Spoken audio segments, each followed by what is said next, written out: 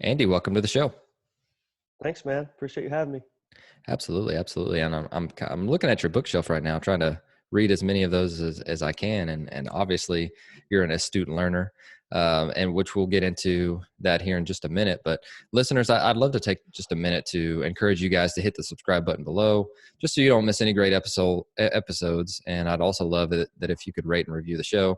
And the only reason I ask is just to get the word out of the amazing guests that we've been able to get on the show and interview and get to learn from. But Andy, can you give us a short snapshot of your baseball background and why you decided to get into coaching? Yeah, you look up and it's hard to keep it short. Um, a lot of people think they saw me a few years ago and said, man, it happened pretty quickly for you. I'm like, well, let's sit down and go over it. But it's a humble background. It really is. And, I was a catcher in college, thought I had a okay college career. Um, Graduated in 2000, was not drafted. So then you're kind of looking around like, what's next? What in the world am I going to do? And then obviously my network of people are in baseball, and some people had recommended I should give coaching a try. And I started at the bottom, man. Junior college coach in Illinois, Olney Central, one of the best baseball guys at any level. Fortunate to start with him. Then really at that time, I wasn't sure professional baseball was even an avenue, because if you didn't play in the big leagues, I felt like you were kind of invisible. So um, at that point, I went and took a graduate assistant job at Middle Tennessee State. In the summers, I was going to coach in the Northwoods League, got a chance to manage for the first time, Northwoods League, which was a great experience. Um, and then also, since the independent league started later, there were some people that kind of recommended me to a guy to come like coach third for and be a hitting guy. Fell in love with it. Met a lot of cool people. One of them being Anthony Iapoce, actually played for me independent ball. Oh, no And way. That's awesome. yep. And then that's how we met. So, long story long here. Anthony recommended me to the Marlins to interview. So I interviewed with them and was fortunate that the front office there really didn't hold my background, as this major thing. It was more about, can you teach and can you coach and can you help players, and do you really want to do this? And I said, yeah. So I got in Gulf Coast League job. Was fortunate, kept getting opportunities all the way to AAA with the Marlins. And another thing that was incredible timing looking back was I was just able to grow with some great kids and really good prospects. I always joke we kind of grew up together because I didn't even know, at the time what was happening, right? Your head's down, you're doing the best you can. But you look back, like Yelich just talked about a lot, but JT Realmuto, Jose Fernandez, Marcelo Zuna. I kind of grew up with those guys, man. I joke, like, I don't know why those guys listened to anything I said, but they knew I cared at least. And we grew up together. So then opportunity came with the Cubs, be the hitting coordinator. And when I met with those guys, I knew right away, like, all right, this is a really good opportunity, tremendous people. And then I did that for 2 years. And then in the 18, I was able to be able to put on their big league staff as assistant hitting coach, which was, obviously like a big moment, I think, personally, just to kind of have Theo Epstein call you and have confidence in you, and Joe Madden, those people I respected a lot. And then did that for a year. And then again, really fortunate that the Brewers interviewed me for their hitting coach job. I was able to get the job, and thought I'd be in middle of year 2 right now, you know.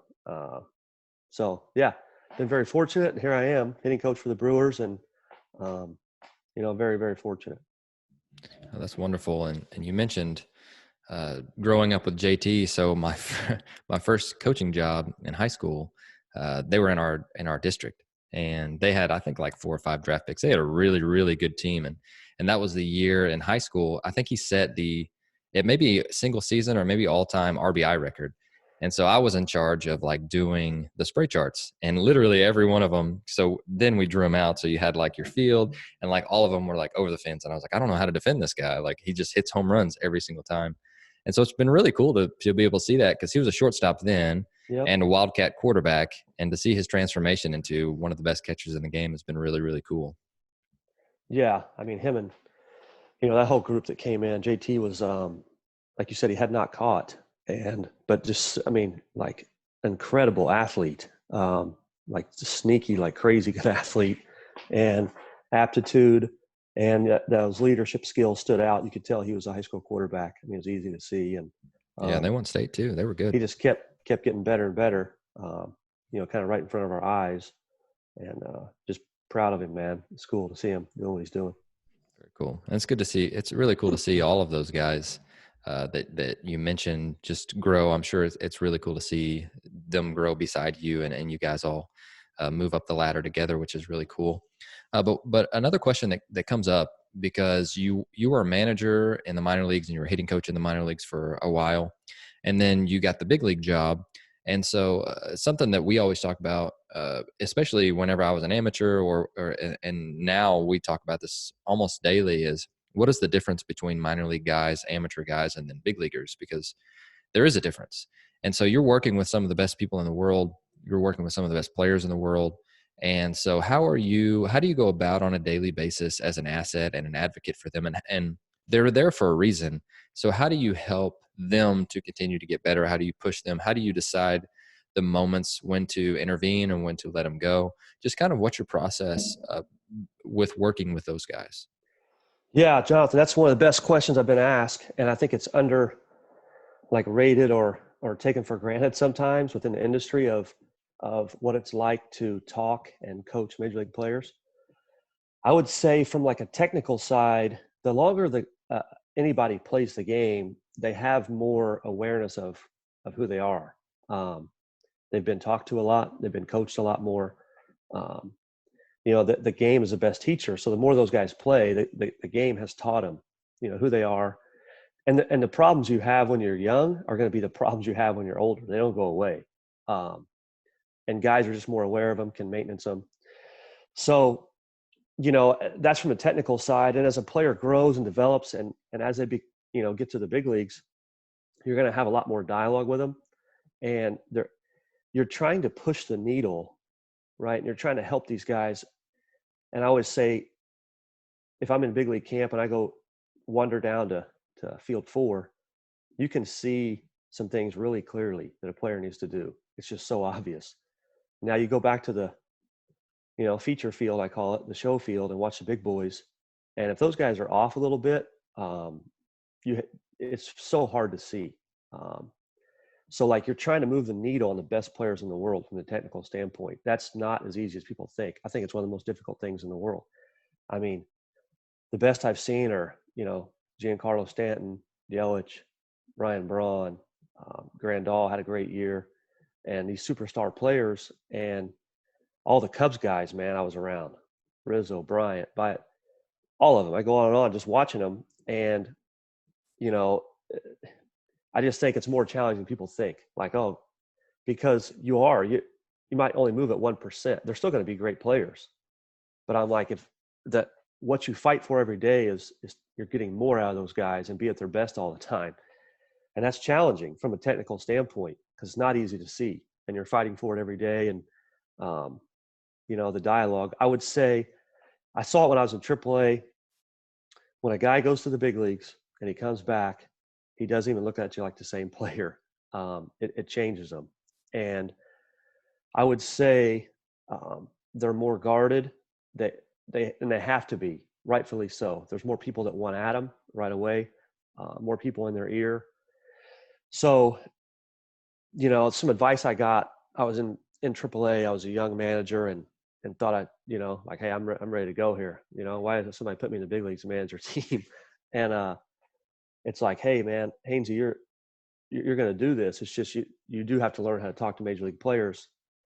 And I kind of heard it, kind of didn't. Like, talk to players, man. That's what I do. I no issue ever talking to players. But then you do realize that's what you're navigating every day, man. And it's not. You can't trick them. They have unbelievable savvy of who wants something from them, whose agenda is not real, who can help them, who can't. You're not going to trick them, man. And you want to be a guy that's different, I call it. If somebody tells me, Andy, can you get Rizzo to sign this for me, man? This guy's sick and wants something. And I'm sad to say, as a major league coach, I can't ask them for anything. It's like you have to be a different voice for them, somebody different that's in their circle. And all those things you're fighting for every day, you want to have a license to coach them.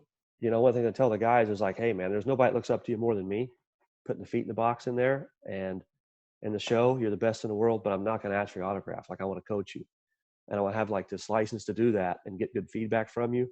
And we're going to have that dialogue, because major league players want to get better too. And they want to be coached. But you're fighting for it every day, man. When they go 0 for 4 and punch out 3 times, I think one of the best examples I've learned from mentors along the way, our natural instinct is to try to fix them and help them, and it's like, if you think about what their 24 hours has been like, their girlfriends called them, their mom and dad's checked on them, their agents, are you okay? And I think one of the best things you can do is kind of survey the room and come in and say, hey man, did you see that basketball game last night? And you change the subject, and you see the pressure, just like, thank God this guy's got nothing to talk about it, try to fix me. And it also comes across like you're not worried also. And then usually 20 minutes later, they come to you like, hey man, what do you got? Versus coming in thinking you have to fix them right away. There's a lot to it. I think that's my whole world. If you can't tell, Mm-hmm. every Right. day you are basically thinking about your 12 hitters and what each guy needs from you every day. And, because somebody needs something every day, and that's what you're thinking about on a daily basis. No, I love that. And that's, I don't mean this in a rude way. And that's kind of been a common answer whenever I've gotten to ask big league guys. And so I would say it's an easy answer, but it's really hard to do, because I think that, like you said, our natural, I have no experience with this, by the way, our natural reaction with any player is, hey, I want to help. But what's the saying that the teacher will show up when the student is ready.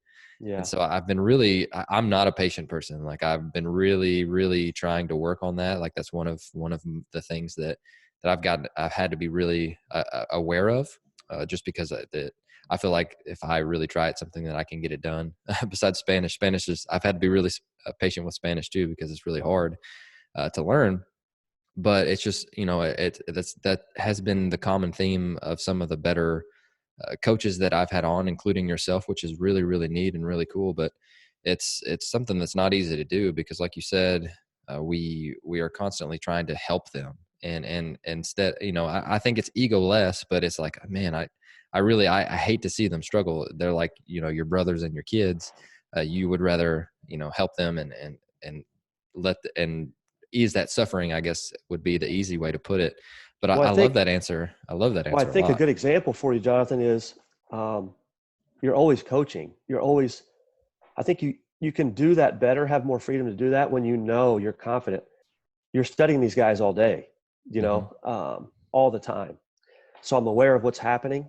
I'm aware of who they are when they're at their best. I'm aware of when things are not going well, usually what happens for them. So Mm-hmm. I kind of because they're in the big leagues and they've played so long, usually your opinion's not, you don't need your opinion much. Like, they have their story built. Like, this is usually what's happening. This is what they do well.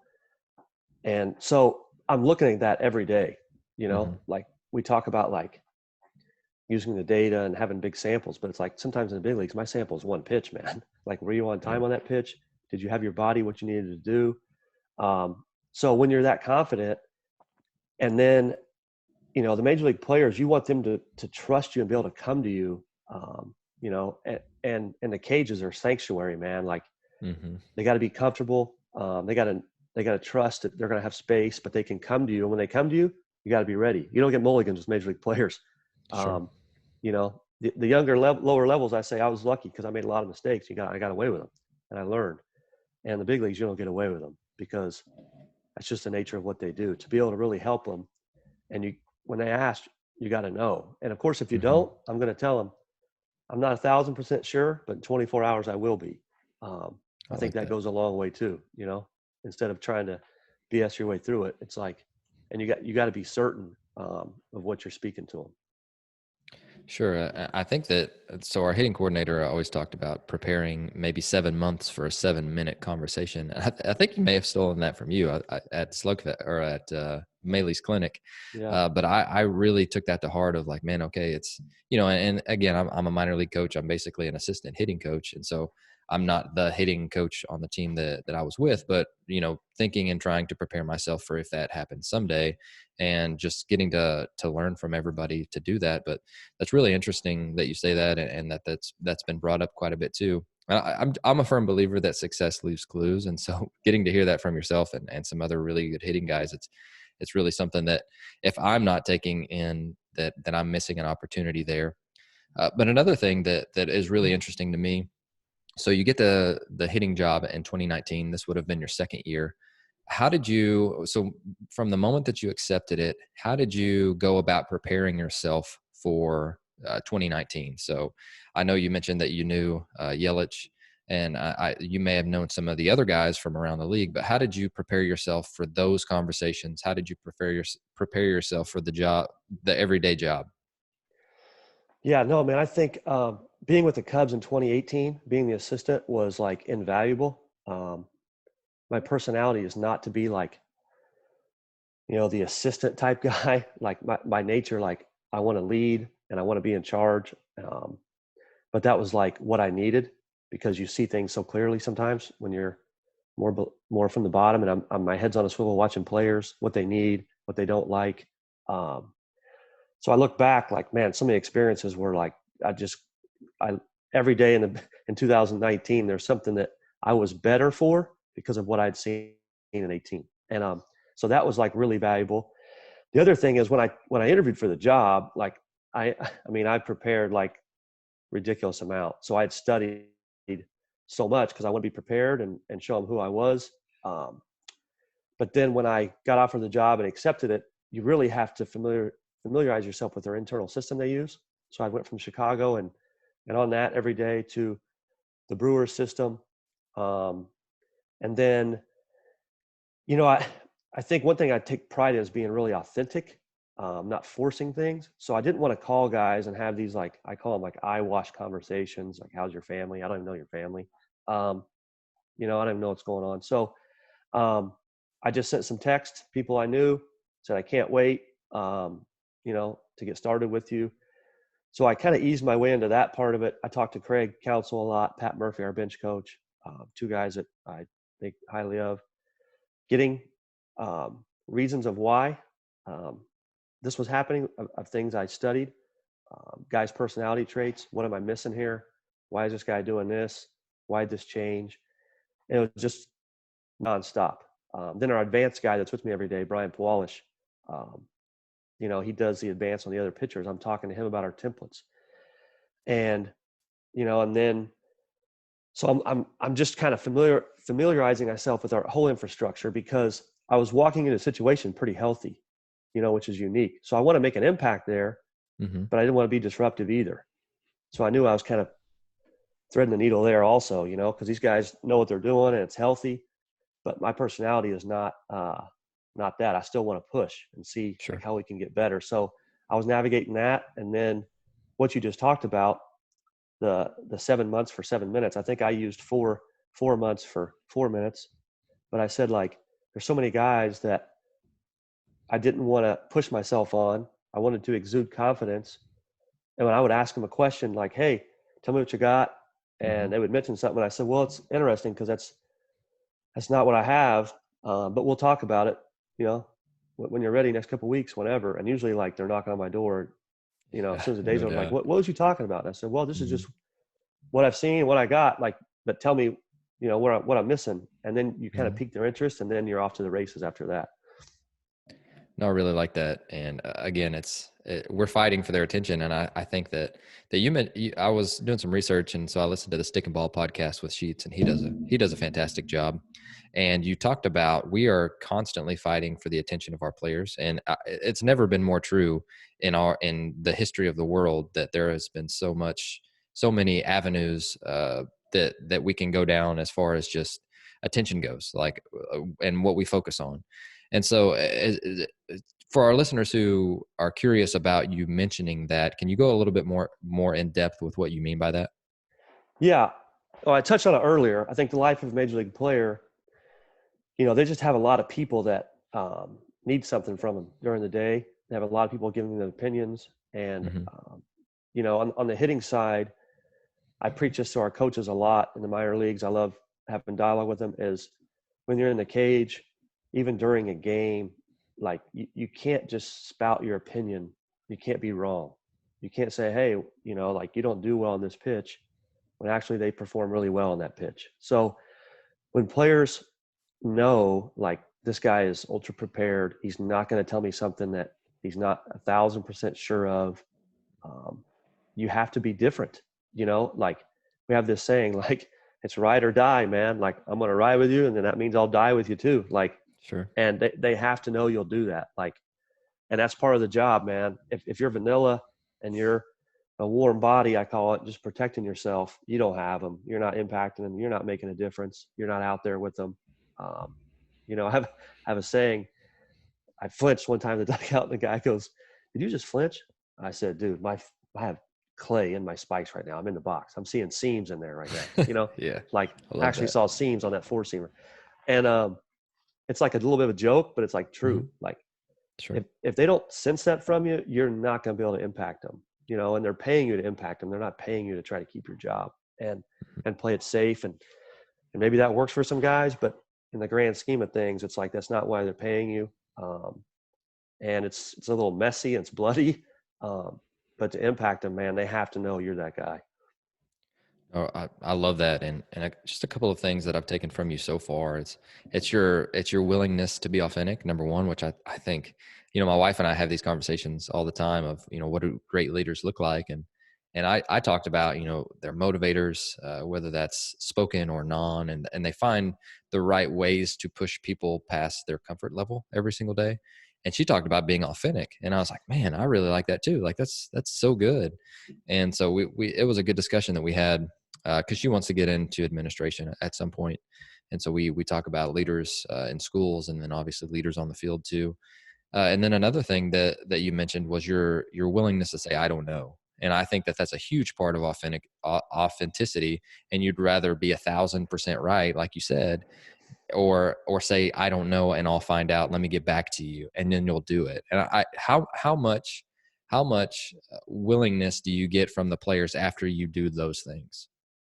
I mean, that's the only way they're going to trust you, man. Otherwise, they're not going to ask you. You're just like everybody else. You're just another, I call it Charlie Brown, like Mm, wah, wah, wah. You know that show? Like, right. Yeah. and a good friend of mine's Joe Espada, who's a bench coach with Houston. And, we talk baseball, and him and Anthony Iapoce and I and John Maley. There's a group of us, Brandon Hyde. We're all with the Marlins. And we were just A-ball, rookie ball grunts.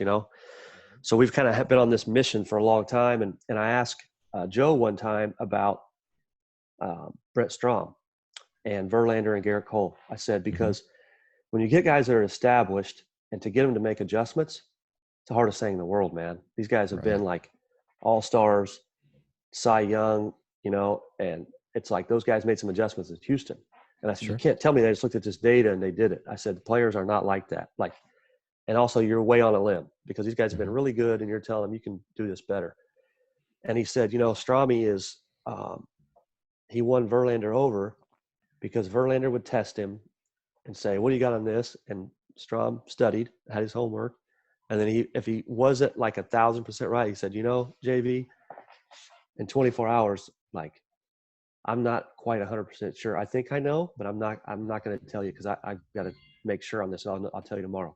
He Hmm. goes, and you saw Verlander, Love right? that. The expression on his face was, all right, this guy's in. Hmm. And that hit home with me. And that's the difference. Like in A-ball, you don't have them, so to speak. You still got to win them, but they don't have as much intel. Where like a Verlander, that type of guy, if you can make that Hmm. guy better as a coach, I'm like, it gives you a lot of Right. confidence. Like, that's the hardest player in the world to help is a guy that's Hmm. elite. Um, it's just hard to move that needle and be there for him and actually coach him. Sure. And obviously credit to Justin too. I mean, for listening, and obviously he took off and did extremely well after that. But I love that story, and that's really neat because obviously I don't know Brent. I just know of him. I know that I've had so many people that have told me he's one of the best coaches on the planet, and I've heard nothing that would dispute that for sure. But I also know that data is a big part of our game, and I know that it is also something that whenever we're talking with players about that it's something that we need to understand and simplify and communicate with them authentically about that. And so what's the best way that you found to be able to do that? Because it can be extremely overwhelming. And if you say that it doesn't matter, then again, that's another instance that I think that you could lose a player saying, oh, that launch angle stuff, that stuff doesn't matter because it made to them. And so what has been your process on interpreting data, figuring out what's important, and just kind of walk us through that? Because I think that it's a hill that we're all climbing at the moment. Yeah, I mean, it's ongoing. I think it's a constant battle because I always say data is really powerful, man. And like with that comes a lot of responsibility. You can be careless with it. It can also like move the needle in a tremendous direction for you. Um, doesn't tell you what to do. That's my like thing I've come to this year. Like it does not tell you. It tells you which direction to go. Um, and there's a difference in like what a front office does. They're trying to acquire a player. They're trying to see who a player is. But that data used the same way in coaching. I feel like in our what's trending can be reckless and it's tricky because we're in the world of like, all right, what is happening right now? And then like, why is that happening? With data and tech too. I could use technology in the same sentence because like I'm not trying to acquire a player. I'm in the weeds with them trying to figure out what is happening, and then like I want to know from our analytics like who this guy should be, who he is. I want to know all that. But then my next layer, I call it an onion. You're peeling back layers of why, and then I'm trying to keep him at his best every day. So, all right, is this just random? This is round bat, round ball. This is happening. He's off, or no, this is real, and he's not at his best of who he should be. And the data is not my opinion. So when I present it to a player, it takes my opinion out of it, which is scary for a player. It's like, this is your story right here. That's how I present it. This is your story in your career of who you've been, what you're good at. These are areas you can improve. I mean, why this story is like this. And again, like I said earlier, you're off to the races because that empowers the player to tell you why that's happening, as opposed to me telling him who he is, speaking like in absolutes and these things. So I just think the industry of a whole with tech and data, it's easy to say, well, you need to do this, but the player has all these reasons of why this is happening or why it's not happening. And you listen to elite players explain how they get to their success. It's like baffling. It's like, dude, that makes no sense. What are you talking about? That's wrong. But it works. That's how they get to like elite success, Sure. versus another guy. Mhm. So I think presenting data is their story. It's not mine. It's not their front offices. And then that's how you can like improve in certain areas too, and then using comparable players like, hey, these top 10 players perform really well in this area and you're not. Like, why is that happening? And you have their attention to use it to help them. And then what's kind of maddening is I'm studying and I'm asking questions from, guys that are really smart. And like you said, sometimes to make it good for the player, I have to know so much information to simplify it for them. And it's almost insulting for a player to say, present it to them in a certain way, like, hey, just do this and you're going to be better. They're a major league player and they're facing 99 with cut or sink. So that's also like in my seat. I want to be able to sit with R&D guys and live in their world. Um, but the players will have to live in too, and they can be insulted sometimes. But it's awesome, man. And as a coach, it takes away, you're not going to miss, you're not going to make assumptions, you're not going to guess as much. And then now it simplifies it to why this is happening, how for that player. And then now you're held accountable for the player and he's held accountable too. And you can track changes over time, which is really powerful, with the data. And that's my job like changes over time during a major league season, because when we sign a player, right, they have their projections and this is what we need him to be. And my job's like, it's got to be at his best, as much as we can make him at his best and keep him from these down moments and just keep pushing every day for those guys to be at their best. Oh, that's fantastic. And there's a couple different ways that I want to go with that too. The first thing that came to mind whenever you were mentioning, sometimes what the player's feeling and what's going on in their mind isn't necessarily what's happening at times. And I immediately went to Christian Yelich whenever he's explaining on, it was a podcast maybe a couple weeks ago, where he was talking about Barry Bonds having him literally swing down so far that he would hit the ball on top of the plate. I love that. Like, I thought that was hilarious. Did you get a chance to see that? And does Yeah, I he think actually do that? I love him. I think he does that stuff on purpose, man, because hitting Twitter to him is so irritating. I think he's just playing games with people. I don't know. I love him. Awesome. But what I've learned about that, Jonathan, I think is, I'm kind of passionate about like these things, is kind of working backwards. I think seems very powerful right now. And I think the industry as a whole, because of technology and what we've learned, and it's been great for me, man. Like when the first ZEP bat sensor came out, we learned about angles and the path and this more scientific stuff. We've learned from force plates. We've learned from K-Vest. I mean, it's crazy, man. Like, we have learned what is happening, in every aspect of performance in the swing, kinesiology, everything. However, there's this trend where it's like, this is the right swing, the K-Vest and, all this, but, we're a reactionary event, and I've said this before, but like working backwards.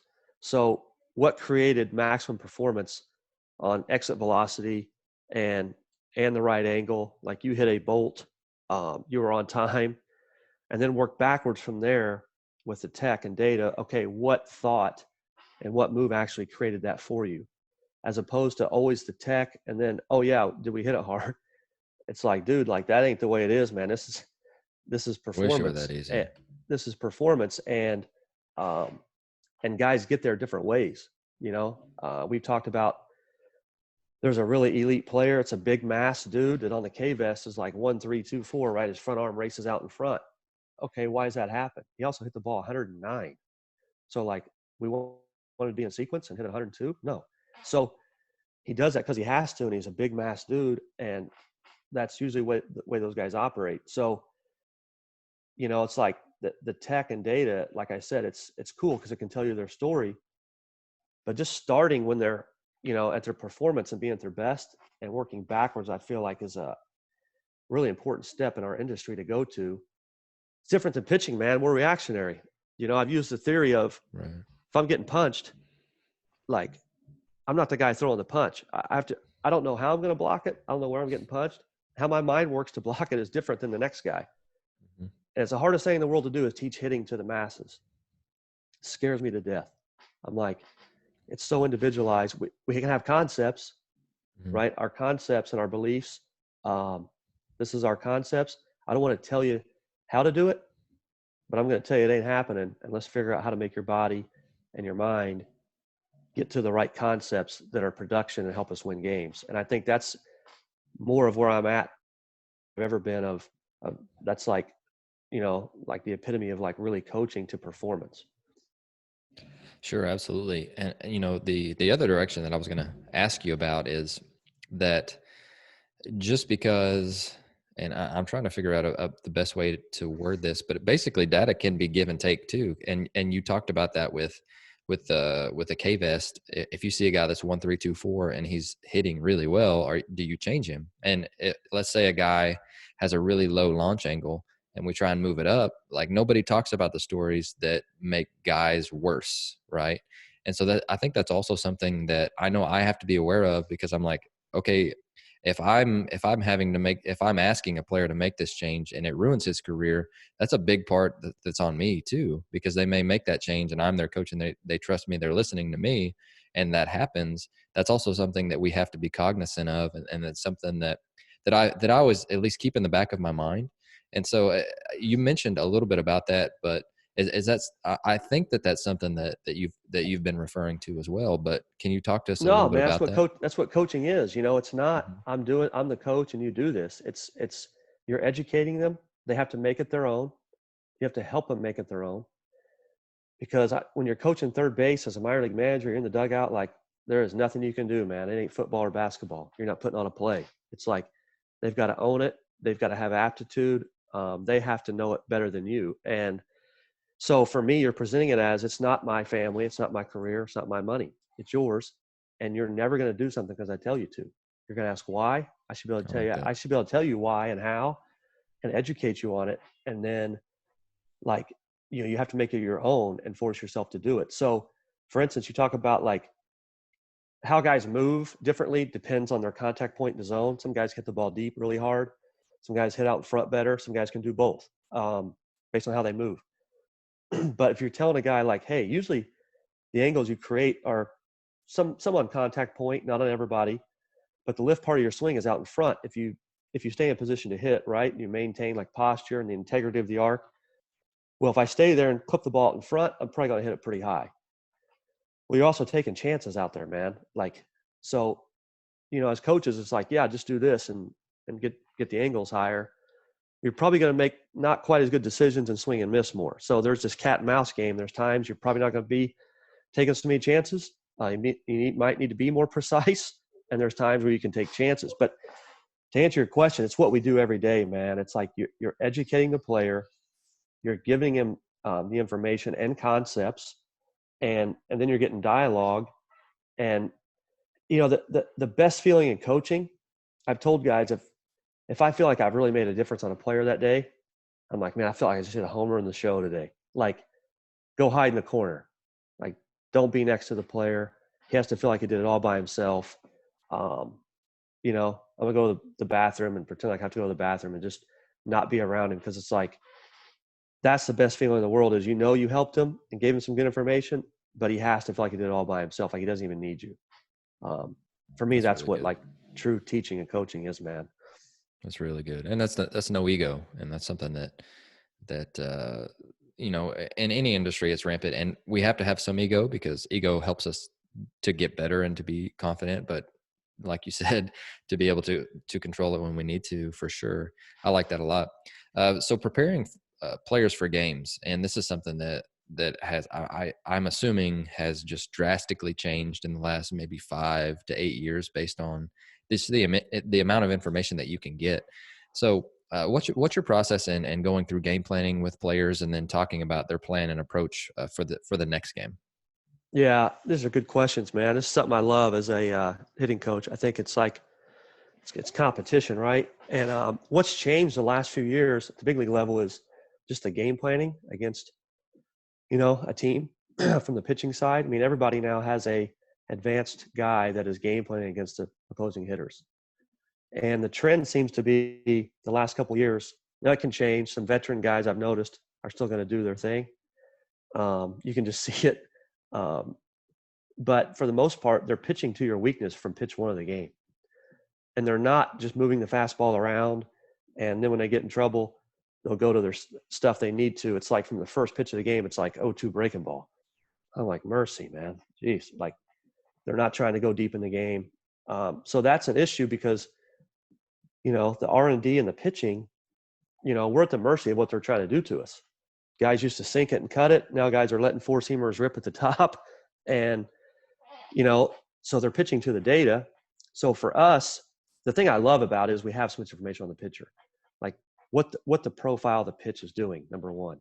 So what does this pitch demand of us to hit this pitch? It's not like, does my swing look good? It's like, dude, this guy's ball is like invisible. And if you've got to think you got to swing 2 feet over it, that's what we're going to think. So like the profile of the pitch, right? So when we're preparing, the first thing that is important is this is what the start is what the ball is doing. I don't want 2 pitches as a warm up in the big leagues. Like we're going to try to mimic that in the cage, and challenge them and educate them. And from Jump Street, like we're on it. And this is what the pitch is going to demand of you. And then if guys have faced them, that helps too, because they'll give you a good recall. Like, yeah, that's right, or it's not as good as you think, or it's better than you think. So for the starter, and then the other part of it is, all right, this is probably what he's going to do.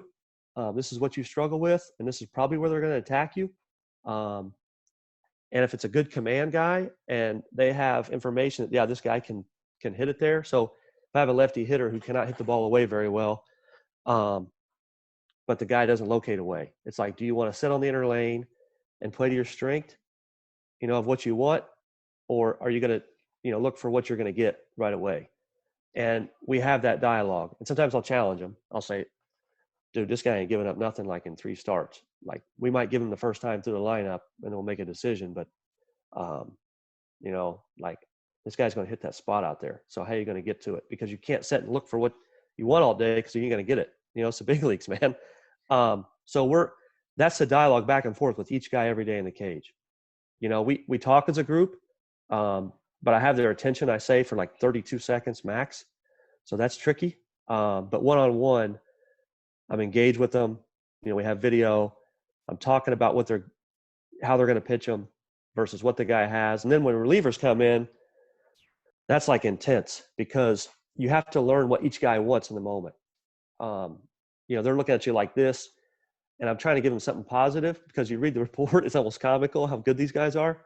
They're like, oh, this is 99 with extreme high spin, high rise, and a hammer. Like, good luck. You can't even read it to them. So you've got to think of these things in the moment of, hey, it's better than you think. You better get it going and you better get above the ball, or it's like power sink and you better lean on one and get the bottom of it. You better get him up. This guy gets a lot of chase with stuff down, which means it's like a hammer, right? You're like, it's power breaking ball. It's never a strike. So you better look up at your neck or not swing.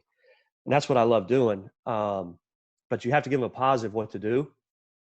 Have them prepared, but not overwhelm them because it does. Like, I'm reading this stuff in the big leagues. This is why I'm not playing in the show, man. This is a joke. Like, yeah, that's crazy. And that's one of my questions too. It's like, okay, well, cool. My strengths line up with this pitcher strengths. So cool. I can look for my zone, but when my strengths are opposite of what we're actually going to get, that's a completely different conversation. So I loved how you framed that with, okay, how do you want to approach this? Like, here's what he does. Here's, what you've done against him in the past. Now, how do we do this together? That's a really cool way of going about it. well, I think too, one thing I've learned is you can't let guys. So in game, like, okay, the first 4 or 5 hitters, this guy's on, he's hitting his spots, or I can, the video is pretty cool. I'm like, nah, he's making more mistakes than you think. The guy's looking in, maybe he just leaves one out and it sails away on him. And I'm like, well, he's trying to go in on you, man. Like, he didn't throw it out there on purpose. That was a miss. Things like that are important during the game, but during the at bat, once you commit to something, it's important to stay with it during the at bat. You're trying to abort ship and you're, they call it the Gamblers Fallacy, like that's like prevalent, like during the at bat. I'm like, you ain't playing the right game, bro. You're playing checkers. He's playing chess out there. Like, stay with it during the at bat. And if during the game goes, we got to make an adjustment, we will. But you have to stay in it during the at bat and stay convicted, because usually if you stay in it, the pitcher is going to make a mistake.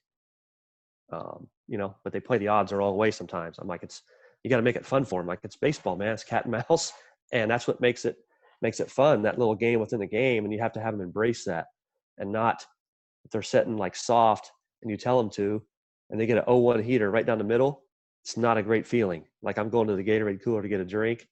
I'm like, oh, but they have to step out and know, hey, I was wrong once. It's okay. I'm still in the at bat. Right. So conviction is a big part of game planning too, and sticking with that. For sure, man. Like, I always say, like, 0-1's a big count. You'll see guys make up on 0-1, because if they're in, like, they get antsy and start putting stuff in play 0-1, I'm like, you were scared to death to hit with 2 strikes, man. Mm-hmm. I'm like, you can't tell me otherwise.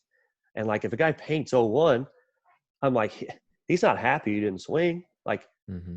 He's wishing you would have put that ball in play and been out. Like, you're still in the at bat. And like, an interesting stat is, like, it varies, but it's around 50% of your at bats you're going to have 2 strikes on you.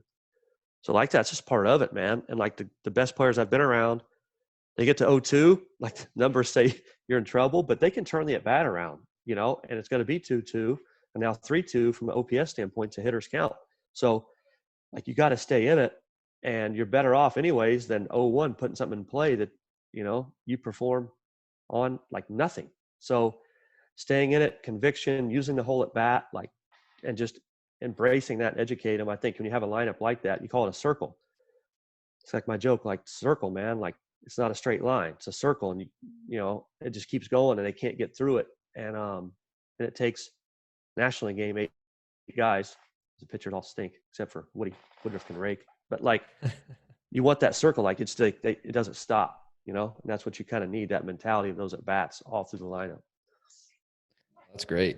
And so let's dig into the in dugout discussion a little bit, because again, you have a game plan, and sometimes the pitcher has more sink that day, or they don't have feel for their slider that day. I mean, things can change in a game. What is a point that you recognize that, and then what is a point where maybe you start to change the game plan a little bit? And then also, just take us through what an in-game dugout experience would look like with you and some of your players. Yeah, so I think my first experience in the big leagues was 2011. Ironically, I was just an A-ball manager, low A. I was shocked. Got to go to the big leagues for September. So what an experience, man, but like seeing how intense a major league game is. I was with Miami. Our first road trip was Milwaukee, Miller Park, and they were in it. They actually clinched. They were there. Braun hit a big homer. Never forget it. Hanging slider from Clay Hensley. But how intense it is for them. And so like they're I don't want to say difficult to speak to, but I'm very respectful of that. Like I'm not forcing myself on them. You can just see the intensity in their eyes. So I don't force myself on them. I think when guys are going well, I tend to challenge them more. I'm more edgy because you can. When guys are struggling, you're more coddling them. Like guys that know me joke about it. They're like, "Oh, I had a great night last night. Haines, you in a bad mood with me?" And I'm like, "No, man. I think that's how you do it. I get a little edgy and push them, like not backing off. But say if a guy struggles his first 2 at bats, usually they go to if they start going to their swing too early, they'll create their own problems. I'm aware of that a lot. I'm like, you weren't on time. You didn't swing at anything you're good at swinging at. Like, don't talk about your swing right now, man. Like, you got to get started early. You got to get a good pitch, man. Like, you're trying to keep it simple. Or sometimes guys will be in denial. Like, I see them miss multiple pitches to hit in the zone. And they're like, no, I'm all right, man. They'll get that way too. So you have to challenge them because you're like, well, last I checked, you're like the best in the world. And those pitches you don't miss. And you've missed like 5 of them. So I got something being off, and I have to know what it is before I say that. But you're coaching in there, man. And sometimes you're giving them space, but you're coaching them, and you can't let the results dictate everything. It's more about like them being at their best all the time. And you can't back off because that'll keep you from panicking when they're 0 for 12. And it keeps you from fooling yourself if they're on this hot streak, And I always say, like, the beautiful thing about the pro game in general, but especially the major league game, the 162, it's so long, you can't trick a major league season. Like, if you're doing things right, over 162, you're going to get rewarded. Like, you're going to be better as the year goes on. And if you're not, then the season's going to expose you.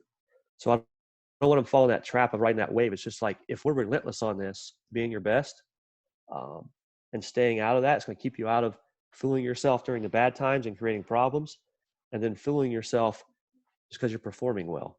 And that's human nature. That's really hard for players not to do. And I think that's like probably one of my biggest jobs during the season. And it's exhausting, but I think that's the best way to go about it. Sure. And you're going to have some guys that go through slumps, and maybe it's better with the veteran guys. I'm not sure, just because they've gone through that grind. Like you mentioned Ryan Braun, he's been through it a lot, and through just the ups and downs of the 162 plus. And so, what's your role in helping guys that are like 0 for 20 with 15 punch outs, and just kind of walking them off the ledge a little bit? Because like you mentioned, every at bat matters, and but you've also got a lot of them. And so how do you help the players to deal with slumps, especially when they have a decent, like, it's not like 5 at bats with 5 strikeouts. That sucks, but I wouldn't consider that a slump. But you go for like 1 for 30, then there's some things that you need to talk about? Just again, I'm just throwing something at you, but how do you deal with that? No, man, this is really good. Cause this is my life, what I deal with. What I've gone to is I show them in the past, this has happened to them before, or I'll show them Mike Trout, his MVP year in June, for 2 weeks, like he was 0 for 19. And I always go to it, something to give them that it just happens. It's the nature of the season. How you handle this will define your season. It's just inevitable. Whoever wins MVP, I'll tell them, is going to go through the same type of stretch. It's the game. The game doesn't cooperate sometimes. So giving them, and then look at their past, right? And I'll say, look at your baseball card here. Like, this has happened to you every year, different times of the year. Remember how you persevered through it. So you're giving them hope and realize that it's just part of it, man. It's the nature of the season. It's inevitable. It's what you go through. I always joke. I say, it's not Disneyland, man. Like, we're down here in the jungle. This is like no matter if you're MVP or you stink, like, it's still messy. And That's great. And it's long. So I think giving them that I felt like has kind of showed them, like, okay, it is part of it. Mm-hmm. And then you're reiterating, like, hey, man, this is what you signed up for. Like, and you're kind of encouraging them. This is the best in the world. The defense is what, as a hitting guy, the pitching is so good. But I think on a nightly basis, the plays that's made against your guys is what's like, it's just excruciating, man. Like, balls in the gap, how Sure. much ground guys cover. Mm-hmm. They joke that ground balls are out. So I'm like, yeah, because have you seen the infielders? Like, are you kidding me? The way they shift you. So that's like what it's eye-opening. And as a hitting coach, it's excruciating to go through it with them because they have this great at bat. It's 5 pitches long, Mm-hmm. And they stay in it and they win it and they hit a missile 2-iron and then it's caught somewhere, diving catch. And you're like, kidding me, man? This is what we're doing. But it also makes it fascinating. Sure. Speaking of the shift, it's something that we all have to deal with now, and it's something that obviously data makes sense as to why infielders are doing that, and that's where most people hit it the most. That's why they're over there. So, what's kind of our approach next? Like, where do we go from here? Do we just say, "Hey, hit it where they're not," or do we say, "Hey, we're going to bunt here"? I mean, kind of what's your thought process behind that? I don't know if it's a conversation that you've had with your players or not, but it's just something that once one side makes an adjustment, then we have to adjust to that side too. So just something that I'm curious about. Yeah, obviously for lefties, it's painful. For righties, don't experience it, as much. For left-handed hitters, you see them hit a line drive to right field, and the second baseman's out there and shallow right catches it, or just any ground ball like rocket, and that's why like hitting the ball in the air became prevalent, especially for lefties. And education on game situations, I think, is big, like game within the game. I joke with guys like, hey, man, ground balls are outs. Like, like we're not trying to hit no ground balls. But I say then the 2 biggest ground balls of my life are opposite field ground balls. Got me a World Series ring, Montero and Zobrist. They're opposite field ground balls, man. Like, so game situation, if we have power left-handed hitting guy up and, we don't want to do him a favor by trying to manipulate the ball the other way, but we want to play the game and be versatile and kind of do what the game requires us to do. Like, for instance, I saw I forget what year it was literally right-handed hitter and first and third, and they played. So they're holding the guy on first. The second baseman was on the pull side of the bag, shortstop. So the whole right side of the field was open. Now, this is an RBI situation. And our guy, like, inside out of one, ground ball to right field. And I'm still fascinated by it because I'm like, the other team's not guessing either. They obviously thought the trade-off was worth it. But I'm like, man, for an RBI, just by hitting a ground ball to the right side, that much real estate open, that's knowing the game. When to, like, for a lefty, when to bunt. I talked to our R&D guys. I'm like, hey, a walk is so valuable. On base is a little more valuable than slug, supposedly. So why is bunting against that shift? Like, you can't tell me that's not valuable if a walk's so valuable. Like, they're giving it to him. And you can't just say hit a double or homer. Like, that's not easy, man. That's Um, so I don't have the exact answer. I know the game within the game is important in the game situation. Um, and you play in the long game, right? Like we know the long term what we should do, but then there's these leverage moments too, like these weighted moments I call them, where hey, you can win the game right here if you do the correct thing. So it's constantly studying it, but I do think like getting on base is king, and keeping it moving. So when they give you things, there's two things a lefty can do. I'll summarize it by this. I say if they're giving it to you and you do it, number one, you're on base. And then number two, they start thinking about not shifting you. So if you can accomplish both those things, they're not as aggressive shifting you. You can show them their numbers when they're not shifted and everything goes up. So you're really trying to accomplish both things. You get on base, if you can like bunt and beat the shift if it's there, and then get them to stop shifting you, that's huge too, right? If you have that tool in your belt. Oh, that's great. That's great. Sorry, a little off the cuff question, but you mentioned shifts and it piqued No, my it's good, curiosity. man. It's good. So with let's go back a little bit because I skipped over just pregame routines. Yeah. It's you've got 162 games in a season, and really the only time that you have to make any sort of changes or to continue to concrete things, continue to just ingrain things would probably be pregame. Maybe after games, but I'm sure they're tired. But it seems like talking to major league guys, which luckily I've gotten the privilege of doing a couple, it seems like that is a huge part of the season for you guys. For you, is it? And then how do you go about pregame routines? How do you help them with that? Do they bring it to you since they're big league guys? I'm sure they have their own. Do you make suggestions? I mean, what's your thought process behind just pregame routines in general? Yeah. So the guys that are established, I feel like it's hard to be very domineering with their routines, even if I'm not like all in on their routine. Um, I'll ask them, say, hey, have you ever thought about challenging yourself with this? Um, and that some guys are open, some guys are just, they've had so much success with their routine. I get it. The younger guys, you have a little more leeway with them. I still want to give them the opportunity. If a guy comes to the big leagues, like, show me your routine, show me what you do. And then as they go over time, it's like I can make suggestions. I don't want to make suggestions right away. I want them to show me who they are, their routine, what makes them go. But if I had my way with them, I think every guy I would challenge way more, especially because your day's structured like early hitting when they get to the park. Then you have team BP. Then you have like before the game.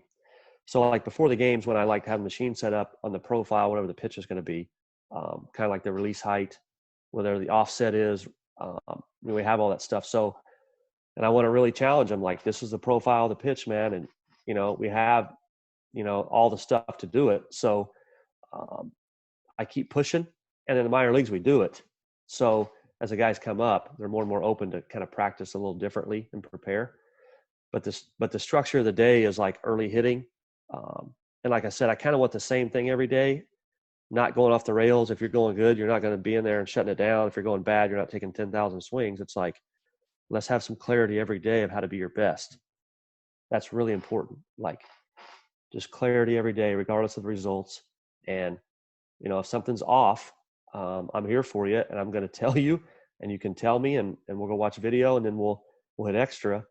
But we're not going to create problems that aren't there, and then we're going good. We're not going to think that we got to figure it out. Like, it's every day, be at our best, and what the game is going to require of us that night, to be at our best, which is a lot. So, yeah, man, it's like I kind of joke, like the hitting guys are kind of secluded from the world. Like all these people come to the clubhouse and coaches had these talks, and like, dude, we're in the nets for like 6 hours in there. Like, we don't know what's going on. That's the fun part of it too. No, no doubt, no doubt. I love that, and a big part of your day is probably setting up your routine to help yourself get better, and then spending all of that time with the players. And so, what does your daily routine look like? Because again, this is something that I was really looking forward to digging into, but I didn't get to experience because we're in COVID-19 right now and not playing. And so what does your daily routine look like, and how do you get the most for, one, keeping yourself healthy, and continuing to grow, but also preparing yourself to help your players to dominate that night's game? I'm laughing because like keeping myself healthy during the season's like missing a meal and just drinking more coffee. You know what I mean? Like, You're just trying to stay alive. um, That's good. well, on the hitting side, you have your 12 guys. I have an assistant hitting coach, which is awesome for the workload of it. Jacob Cruz. Last year I had Jason Lane. He's still on our staff in a different role, but Jacob Cruz, who I've known a long time. So having him is huge. You need another guy now, and we have our advanced guy, Brian Pualish, who does tons of work. So really, I get to the park, and it's right. I usually watch the at bats the night before. I watch all those at bats so they're fresh on my mind because I don't want any player to ask me something and I'm saying I don't know, I haven't watched it. You know, that's not it. Like they got to know that I've watched it. So I watch all the at bats the night before, and then I go right into who we're facing that night on the mound. I visit with our advanced guy, with our assistant Jacob will be with me, and then I go to all the relievers, the starter, and then I dig in myself on the starter, and then I start putting it like basically for each guy. I have to like make notes on each guy of like we talked about, like what this guy's good at on the mound, how he's going to attack our guy based on what our guy is not good at, and then that way those conversations in the cage, I'm on it. Like, hey, this is what you're good at. Remember, do you want to sit in there or most likely this is how he's going to attack you. And let's get the plan, the profile, the pitch, things like, that nature. So that's very time consuming. And usually I like to get a bulk of that done. Talk about trying to stay healthy. I usually try to do like a little workout or something at least, and then more coffee. And then when the players show up, it's over. And they're there early, like right after lunch. So I'm there early just because when the players show up, man, like I'm not, I don't have much time for anything else. And then we've got a great setup in our cage with computers and screens everywhere. So we get a little downtime or a little break between players coming in. I can try to, get on our system and, you're managing your time. But then you're doing your routines with guys. And then I love to talk to Counts, our manager, and Murph, our bench coach, about other things about the game and what they're thinking. And I love having dialogue with them about players and just kind of having them help them keep the pulse of what's going on. And then, you have your team batting practice. And then after BP, usually somebody wants to, maybe if they're not playing that night, usually they're in the cage. So there's no break. You go right to the cage to see who's waiting on you, machine or something different. And then, the home games, to be honest, like since we're not hitting first, some guys hit till right when they go on the field, so I usually miss the first top half of the inning at home. It's like we joke, me and our assistant, like that's the 5 minutes we get, like just to like take a breath and go to your locker, and you have like 5 minutes to catch your breath, and you literally take a deep breath and you go on the field, and we're getting ready to hit. So it's a monster, and it takes a lot of people, man. It's not just me, like my assistant, our advanced guy, all of our R&D guys. It's a monster. It takes a lot of people to make the day go for the hitters. I love that. And I love getting to see a peek inside, of where you try and prioritize your time, just because I think that's super, super important. And obviously, knowing you for the last hour, you're a very structured person. And so that was a really good question for you. And I thought you nailed it. But I do have one more question for you before we get into the lightning section, the quick hitters. So when we get the awesome opportunity and you at the highest level, to work with players from all different backgrounds and all different parts of the world in all different languages. And so what's your best advice for coaches who, want to get to know their players culturally? We may have a lot of players who speak English as their second language. So getting and trying to connect with them can be a challenge, which is a welcomed one, I think. But what's kind of your process without saying, hey, this, you need to do step 1, steps 2, steps 3, because I don't think it's that easy, but kind of what are some ways that you found to be able to connect with guys from different cultures than what you grew up in? Yeah, you do need to try to learn the language. It's hard to become fully bilingual if you don't immerse yourself over there. But like initially when I was in rookie ball, I did the Rosetta Stone thing. That's all I knew to do. So at least I had some vocabulary. I could say phrases to let them know that, hey, I'm learning Spanish. I'd say it in Spanish, I'm learning, man, like me and you, and you can help me. And then I would challenge them at that level to not have any fear of sounding crazy, like being wrong, because grammar is hard, like conjugating the verbs, like it's hard, man. Like they say adjectives different than we do. So I would say it and know enough to tell them why you're doing it. I would tell them, like, I know I'm sounding crazy, man, but look, I'm learning. And you see them like they know at least you're making an effort. You're trying to embrace them, and then realizing that they ain't us, man. They didn't grow up like us. They need different things than us, and that's fine. Um, we're not trying to change them. We want them to embrace who they are, and then really spend time with them. They're watching to go see if you're going to just hang out with a guy that looks like you all the time, and it's like, no, gravitate to them during stretch, hang out with them, talk to them and joke with them, say silly things in Spanish. Don't make any sense.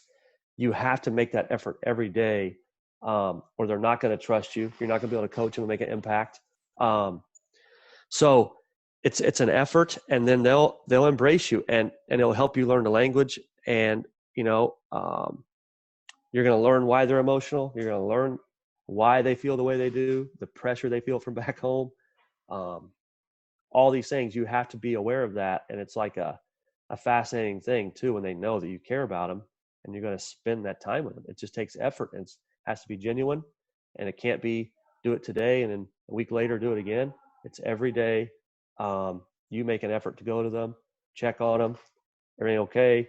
And like I said, the language is important, that you make an effort, man. They appreciate it. And it's just time. They want your time. I love that, and great answer.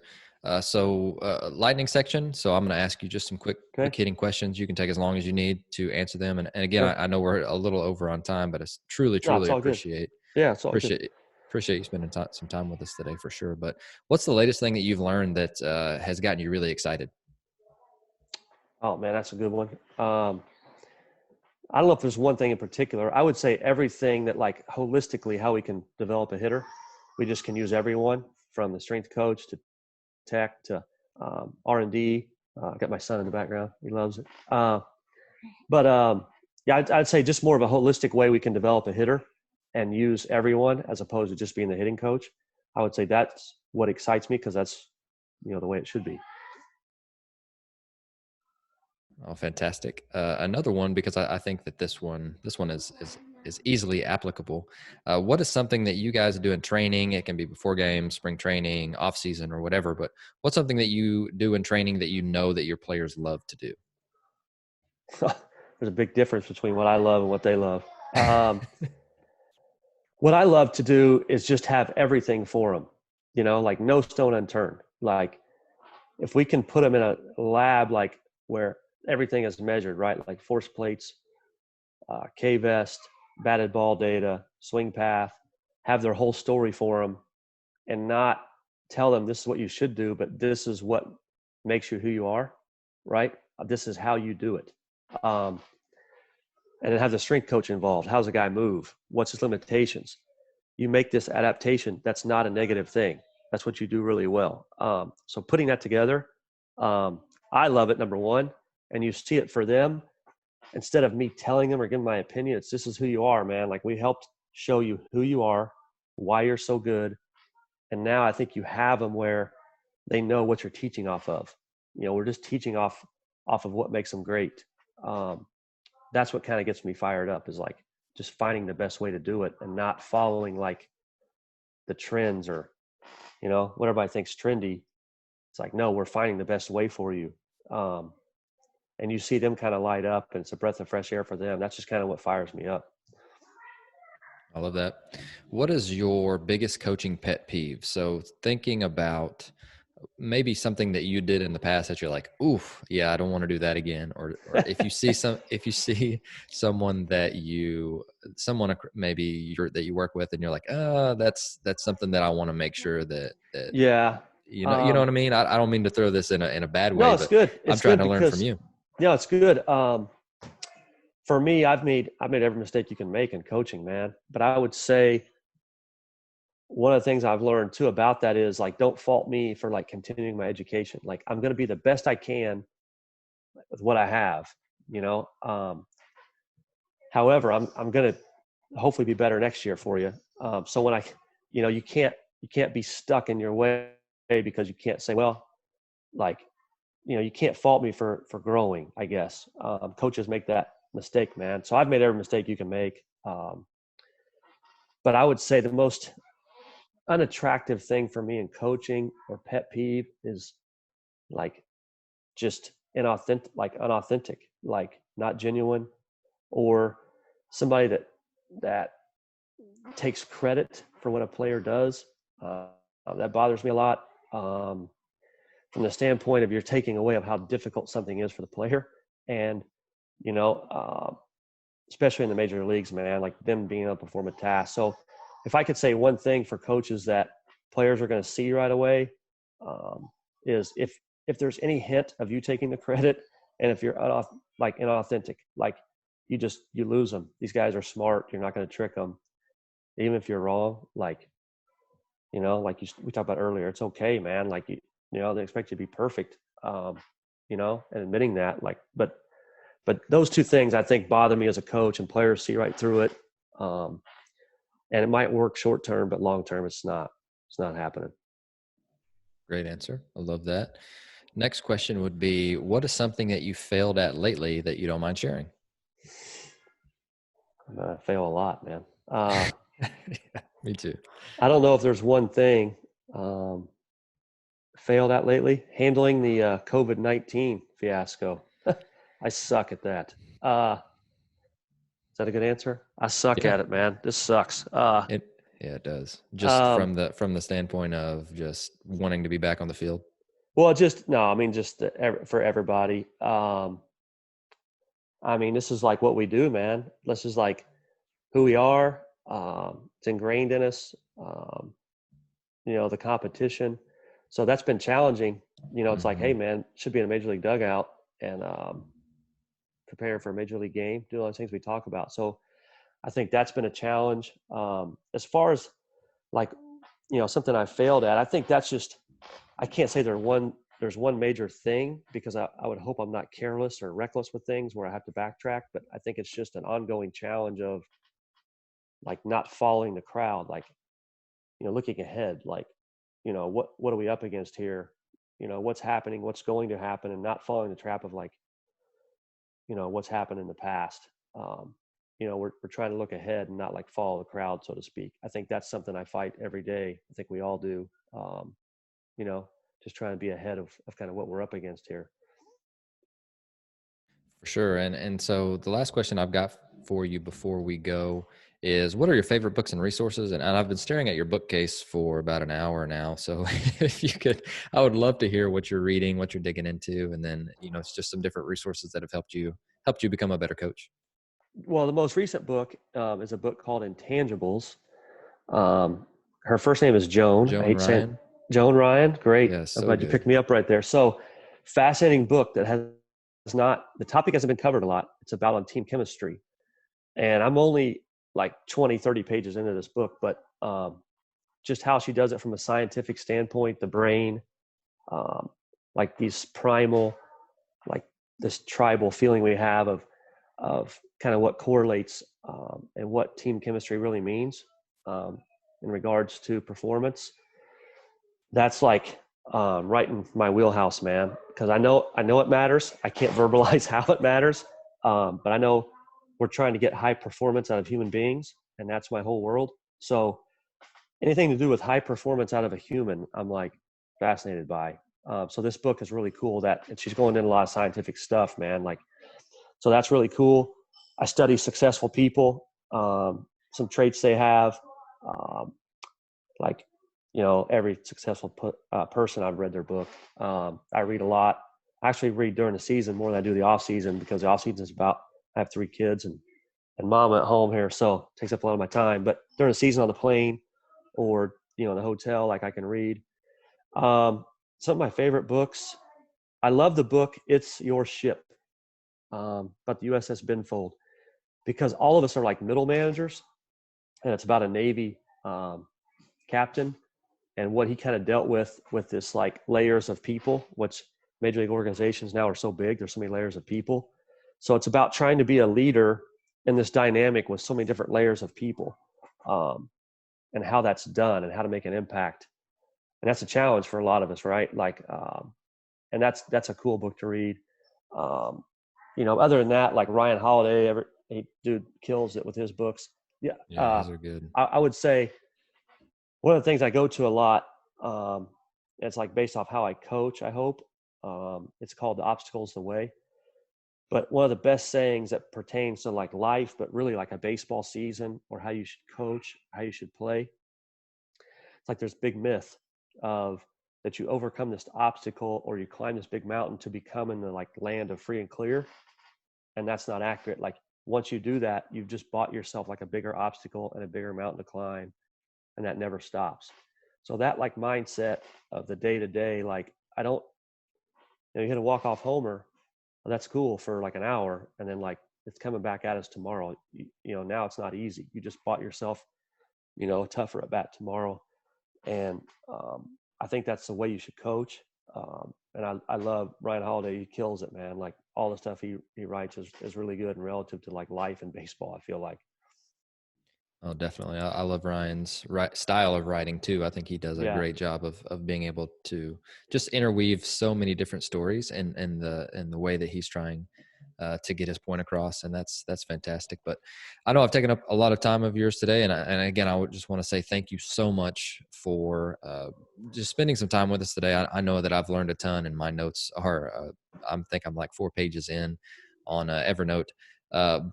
But anyway, so I will link your Twitter on the show notes. But is there anything else that you'd like to tell our listeners before you go? No, I think we covered it, man. I think I'm always impressed by the coaching world. You just have a big responsibility. I think a teacher and a coach, you can't underestimate the responsibility you have, the impact you can make, by investing in someone, by believing in them and showing them like what they can become. My favorite saying in coaching is like, treat a person as they are, they'll remain as they are. Treat a person as they should be, and then watch what they will become. And like, that's like why we should all be doing this, man. Like if you think you can, like, you have to believe in someone more than they believe in themselves. And nobody ever made it alone. I'm sitting here because I got second chances. I had people give me jobs I shouldn't have had because they believed in me. And it's like, that's what it's about. And that's why we should be doing what we're doing. And that's really how you make a difference, is the power of the mind, man. Like I wish we could measure the brain more, that's a real thing. And I think that's why we all should be coaching, teaching.